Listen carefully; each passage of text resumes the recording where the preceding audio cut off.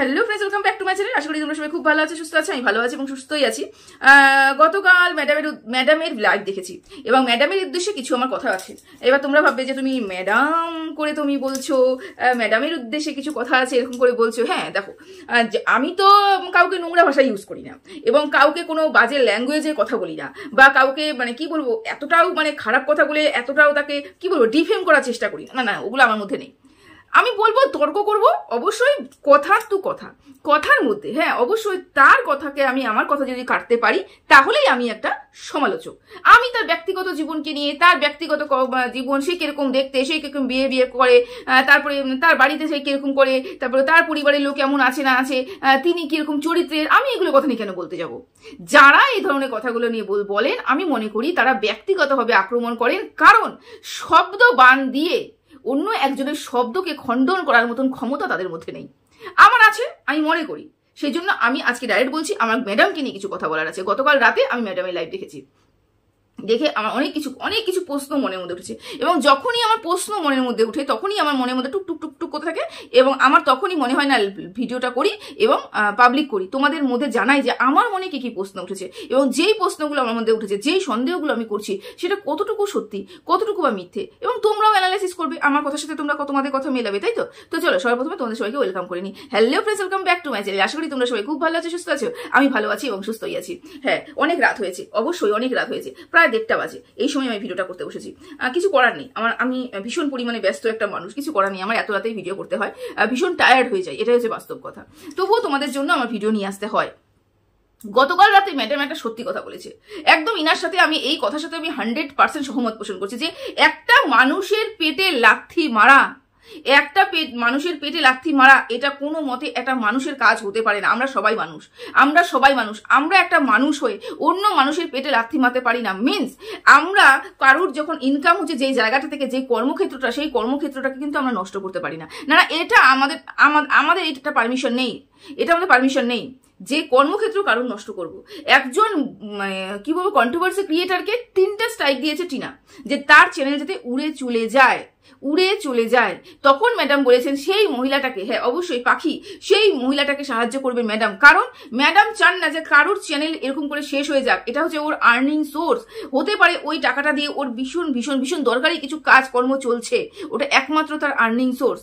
আচ্ছা, এখানে আমার এই কথাটাতে একদম সহমত পোষণ করছি, ম্যাডামের সাথে কথা সহমত পোষণ করছি যে কারোর পেটে লাথি মারা উচিত নয়। হ্যাঁ, তোমরা অন্যরকম করে কথা বলো, মুখামুখি বসে কথা বলো, মুখের সামনে বসে কথা বলো, ফোন আলাপ করতে পারো, তোমরা মিউচুয়ালি একটা ব্যাপার করে নিতে পারো, কিন্তু কেন পেটে লাথি মারবে যেখানে ওখান থেকে ইনকাম করেই তার পেটে ভাতে সে চলছে? তাই তো, এতটুকু অবধি আমি সহমত পোষণ করছি। এরপরে নেক্সট ম্যাডাম যেটা বলেছেন সেটা হচ্ছে ওই যে পেটে লাথি মারাটা, পেটে লাথি মারা মানে উনি ওই ব্লগিং চ্যানেল, ওই কন্ট্রোভার্সি চ্যানেল থেকে যে ইনকামটা করছে, সেই ইনকাম দিয়ে তার পেটের ভাতটা জোগাড় করছে। তাহলে আমি মনে করি যে ম্যাডাম ওই পাখির পুরো পরিবারের সম্বন্ধে খুব ভালো করে জানেন, খুব ভালো করে চেনেন, তাই না? দেখো, আমরা কন্ট্রোভার্সি ক্রিয়েটার, আমার যে এই কন্ট্রোভার্সি জোন থেকে যতটুকু ইনকাম হচ্ছে, যতটুকু বছরে একবার হলেও যদি ইনকাম আমার হচ্ছে, সেই টাকা দিয়ে আমার পেটের ভাত চলছে না। আমার পেটের ভাত জোগাড় করছে আমাদের বাড়ির লোক, এবং আমিও অন্য কাজে যুক্ত আছি, সেখান থেকে আমি আমার পেটের ভাতটা জোগাড় করতে পারি, তাই তো?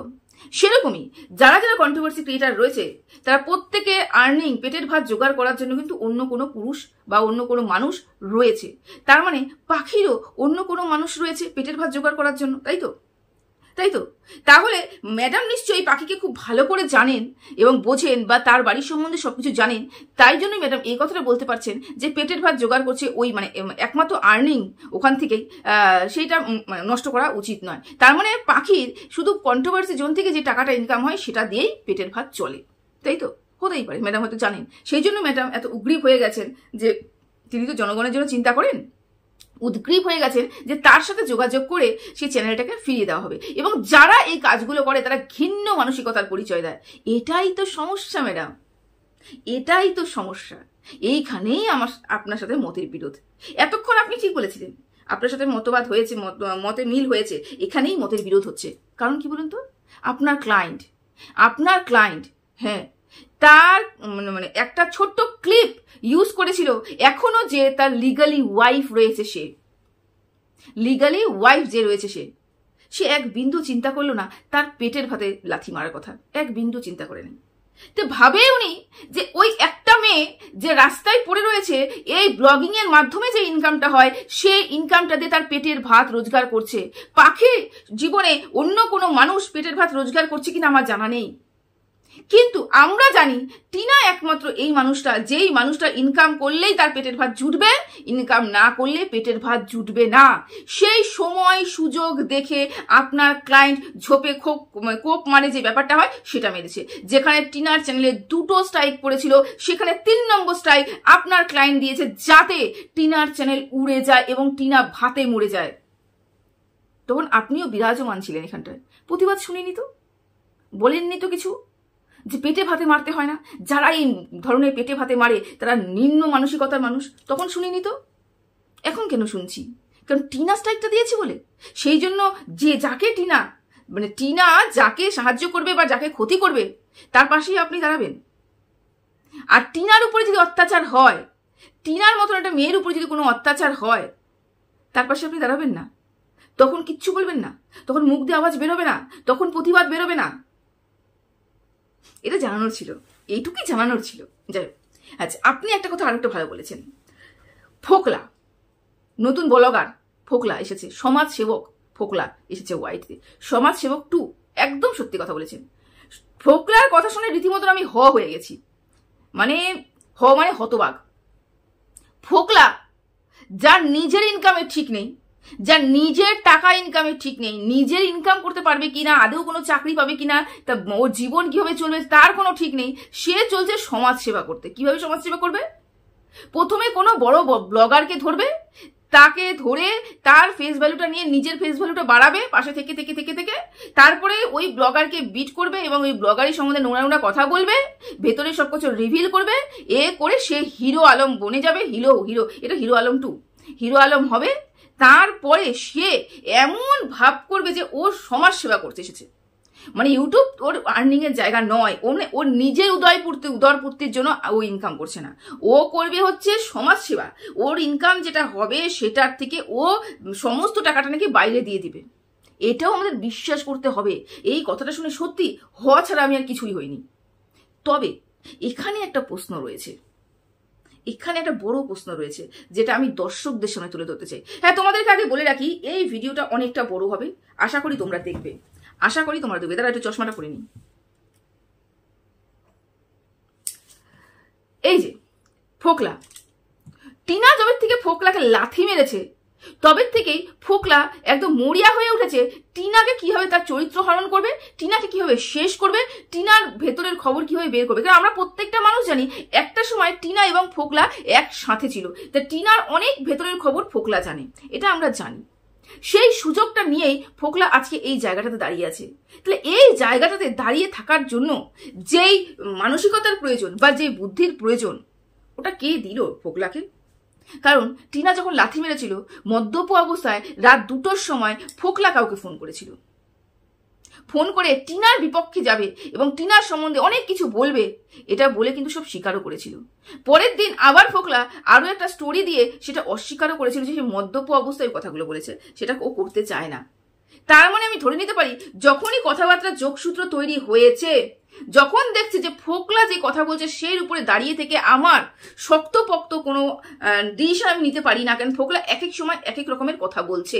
তার থেকে বেটার হবে ফোকলার মাথায় এটা ঢুকিয়ে দেওয়া যে আমাদের দ্বারা যদি তুমি কোনো কাজ করতে চাও সেটা যতটুকু না কার্যকারী হবে তার থেকে বেশি অনেক বেশি কার্যকারী হবে তুমি যদি তোমার চ্যানেলটা খোলো এবং একটা নতুন চ্যানেল খুলে তুমি যদি একটু একটু একটু একটু করে স্লো পয়জনের মতন যদি টিনাকে বিক্রি করো, সেটা বেশি তোমার কার্যকারী হবে। এটা কোথাও কি তোমাদের চাল মনে হচ্ছে না? কোথাও কি মনে হচ্ছে না একটা ষড়যন্ত্রের গন্ধ পাচ্ছ তোমরা? ফোকলা চ্যানেল খুলেছে, ফোকলা কিছু কিছু হিংস দিচ্ছে। আজকে লাইভে বসে একজন এই কথা বলেছেন যে ফোকলা আরো অনেক কিছু বের করবেন, ফোকলা অনেক কিছু বের করবে, অনেক কিছু হতে চলেছে, অনেক কিছু হয়ে গেছে। কিভাবে জানলো ফোকলা অনেক কিছু বের করবে? ফোকলা তো পরিষ্কার করে বলল আমি কাউকে কোনো কন্ট্রোভার্সি করতে চাই না, আমি কাউকে এখানে বদনাম করতে আসিনি। তাহলে তিনি কিভাবে বললেন যে ফোকলা অনেক কিছু বলবে? তার মানে কি? তার মানে কি ফোকলাকে মাথার মধ্যে ঢোকানো হয়েছে এটাই, তুমি চ্যানেল খুলবে, তুমি টিনার সম্বন্ধে ছোট ছোট কথাগুলো বলবে, আমরা সেই কথাগুলোকে ডাউনলোড করব, প্রমাণ হিসাবে আমাদের কাছে রাখবো, এই প্রমাণের উপরে ভিত করে আমি টিনার উপরে কোনো কেস করতে পারবো, টিনা যে কেস করবে সেটাকে আমি খণ্ডন করতে পারবো। এরকম কোনো পরিকল্পনা? সেই জন্য কি ফোকলা নতুন করে পুরনো জিনিস নতুন প্যাকেট করে এসেছে? সেই জন্য কি ফোকলা ওয়াইটিতে এসে একটা ব্লগিং চ্যানেল খুলে ছোট্ট ছোট্ট ছোট ছোট হিংস দিচ্ছে? টিনার কপালে যে দুঃখ রয়েছে সেটা টিনার ভালোবাসার মানুষরাও জানে, যারা টিনাকে নিয়ে ভিডিও করে তারাও জানে যে টিনার কপালে কি হতে চলেছে। আমরা প্রত্যেকটা মানুষ জানি। কারণ দেখো, একটা জিনিস তো অস্বীকার করা যাবে না, তুমি যাই করেছো তোমার এখন সময় খারাপ যাচ্ছে এবং সেগুলো বেরিয়ে আসবেই আসবে। এবং তুমি কোন পরিস্থিতি করেছো সেটা টিনার মানে যারা ওই ধরনের মানসিকতার মানুষ, মানে যারা বুঝতে পারে পুরো প্র্যাকটিক্যাল, যে এই পরিস্থিতি থাকলে পরে টিনা এই সিদ্ধান্তটা নিয়েছে, এটা নর্মাল, এটা প্র্যাকটিক্যাল, যারা টোটালি প্র্যাকটিক্যাল তারা টিনার পাশে থাকবে এবং টিনাকে বিশ্বাস করবে। আদার্স সবাই টিনাকে ভুল বুঝবে। এই কাজটাই তো ফোকলা করতে চাইছে। আরো একটা কথা, গতকাল লাইভে আমি শুনেছি বেচু টিনাকে ডিভোর্স দিবে না। আচ্ছা, এই যে বেচু টিনাকে ডিভোর্স দিবে না, এই কথাটা আমি কবে বলেছিলাম? আজ থেকে 2-3 মাস আগে বলেছিলাম তোমাদেরকে, পরপর 2-3টে ভিডিও করেছিলাম, করে আমি বলেছিলাম বেচু কোনো মতেই টিনাকে ডিভোর্স দিবে না, কোনো মতেই টিনাকে ডিভোর্স দেবে না। তার কারণটা আমি তোমাদের কি বলেছিলাম? এইটাই বলেছিলাম যে বেচু একজন না একাধিক মহিলার সাথে সম্পর্ক রয়েছে এবং সম্পর্কটা ঠিক ইন্টুকুলুকুলু অবস্থার অবধি রয়েছে, বাকি অন্য কোথায় পৌঁছয়নি। বেচু এমন একটা মানুষ, ও জানে আমার কার সাথে ইন্টুকুলুকুলু অবধি সম্পর্কটা রাখা উচিত এবং কাকে বউ বানিয়ে ঘরে আনা উচিত।